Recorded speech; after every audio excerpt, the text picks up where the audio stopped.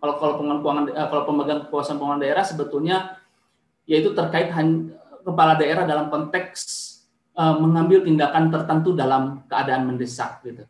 Jadi mengambil tindakan tertentu dalam keadaan mendesak ini memang adalah kewenangan yang diberikan kepada kepala daerah apabila terjadi sesuatu, apalagi kondisi sekarang kita tidak pernah tahu kondisi yang terukur dan tidak terukurnya, sehingga kita harus mengambil keputusan yang cukup cepat.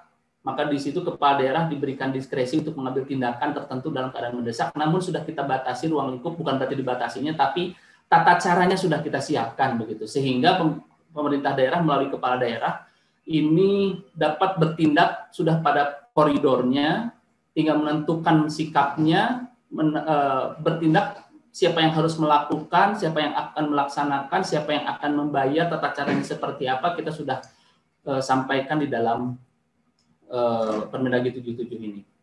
Kemudian kita berbicara soal pelimpahan Bapak Ibu.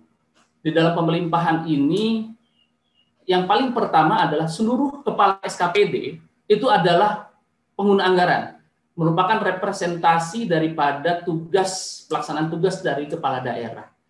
Jadi representasi kepala daerah ini ditetapkan kepada 3 orang atau 3 aktor. Yang pertama adalah kepala SKPD selaku pengguna anggaran. Kenapa selaku pengguna anggaran?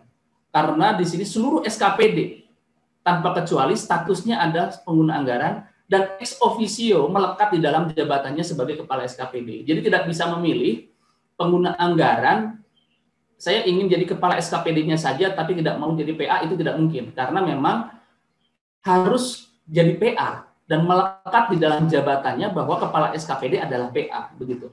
Ya. Yang kedua, kita berbicara soal koordinator yang diemban oleh Sekda. Yang diemban oleh Sekda ini sebagai koordinator, maka posisinya berarti Sekda merupakan lingkup memiliki tugas tambahan. Selain sebagai pengguna anggaran, tadi karena yang awal dari kepala SKPD, maka termasuk Sekda adalah kepala SKPD selaku pengguna anggaran, dapat tambahan tugas, yaitu adalah sebagai koordinator atau ketua TAPD di sana. Jadi melihat kondisinya memiliki beban nambah lagi 1 begitu. Termasuk juga kepala SKPKD sebagai PPKD.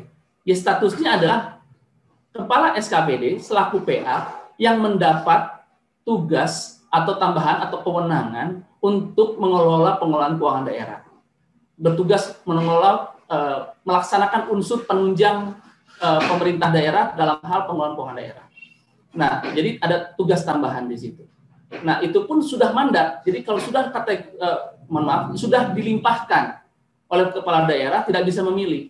Jadi ada yang sebagai pengguna anggaran, ada yang sebagai pengguna anggaran plus jadi koordinator, ada sebagai pengguna anggaran plus menjadi PPKD. Dan itu tidak bisa kita hindari, dan karena itu sudah merepresentasikan kepala daerah.